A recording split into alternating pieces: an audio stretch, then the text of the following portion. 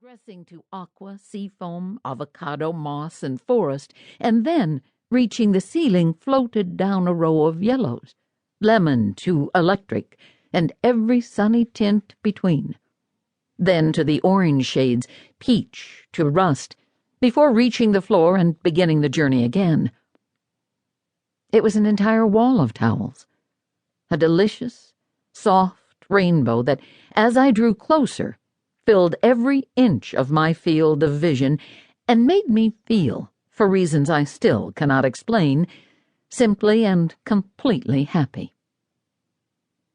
I forgot all about my mother, didn't hear her soft chirp rise in volume and intensity as a minute passed and then two, with no answer from me.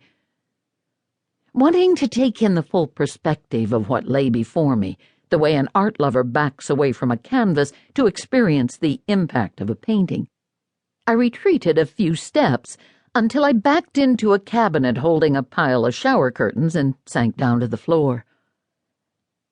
I wrapped my arms around my knees and pulled them up under my chin, making myself very quiet and very small, hearing nothing, seeing only the colors displayed before me, for me.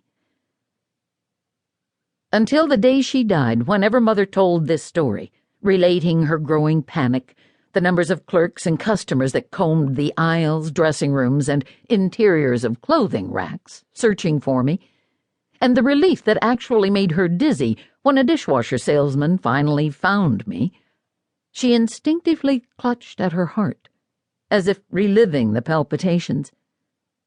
Then she would shake her head and say, "Evelyn, you were always such a good little girl.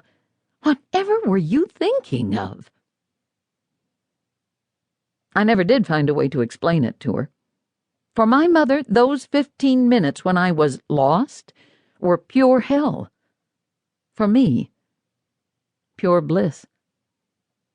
Those rich, rolling gradations of color spoke to me, like finding the end of the rainbow and walking into it, reaching out with both hands and discovering that which had from a distance seemed no more substantial than vapor, refracted light, and hope, had heft and texture and substance if you drew close.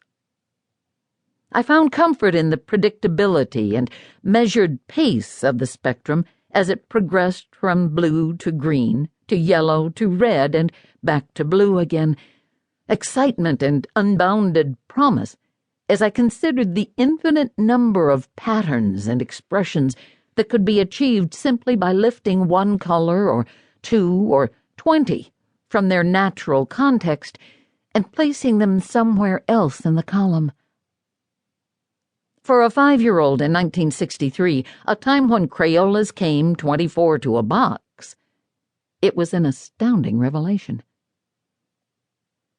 I never knew how to explain the importance of that moment to my mother, though later I would come to understand what it meant to her. For Mother, my disappearance was a reminder that in the time it takes to decide between 8 cups and 10, or to turn your back or take a breath, the things you love most can be lost, perhaps forever. Between one breath and the next, your whole world can change.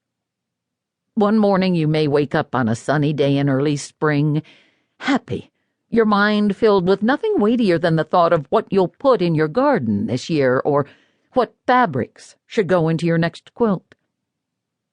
And then a conversation begins, or the telephone rings, or the lab report arrives, and everything you thought you knew for certain is suddenly called into question. It's a lesson I've learned from personal experience, and for a time, the weight of that lesson almost sank me. But then I learned something else. The pendulum swings both ways. One moment you may be trapped in a maze of despair so thick there seems to be no hope of ever finding your way back to the place where you are happy, or at least happy enough.